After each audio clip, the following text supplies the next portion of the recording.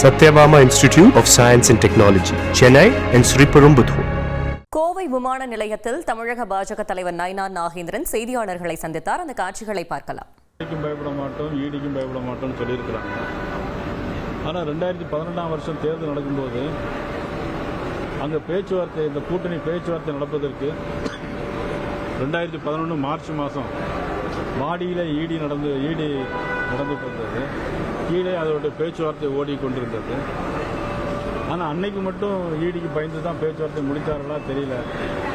மதிப்புக்குரிய உதயநிதி ஸ்டாலின் அவர்களுக்கு அன்றையிலிருந்து இன்றையிலிருந்து ஈடி பயம் இருந்துக்கிட்டே இருக்கிறனால தான் ஈடிக்கு பயப்பட மாட்டோம்னு சொல்லியிருக்காங்க. அப்போ ஏன் ரிஜிஸ் அவர்களும் ஆகாஷ் அவர்களும் வெளிநாட்டுக்கு பயந்து போக வேண்டிய அவசியம் இல்லை? இதெல்லாம் நீங்கள் தான், ஊடகங்கள் தான் அதை பற்றி கேட்கணும். இப்போ திமுகவுடைய ஆட்சி காலத்தில் இதில் இந்த டாஸ்மாக் ரிலேட்டடான விஷயத்தில் இடி ரைடுக்கு நீங்கள் சொல்கிறீங்க. அதிமுக ஆட்சி காலத்திலும் ஏராளமான வழக்குகள் பதிவு செய்யப்பட்டிருக்கு. செந்தில் பாலாஜி சட்டமன்றத்திலேயே சொல்லியிருக்கிறாரு, நீங்களும் கேட்டிருக்கீங்க. அதிமுக ஆட்சி காலத்தில் நடந்த டாஸ்மாக் ரிலேட்டடான வழக்குகளில் இடி ரைடு நீங்கள் கேட்குறீங்களா?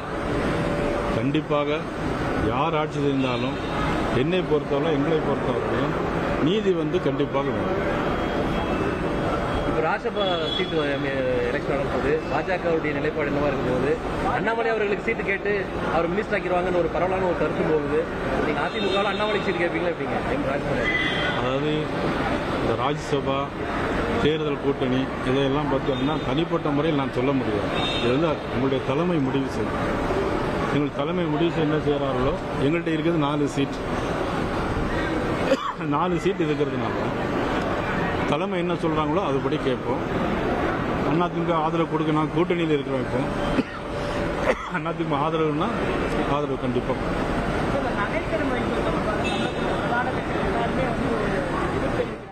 Satyabama Institute of Science and Technology, Chennai and Sriperumbudur.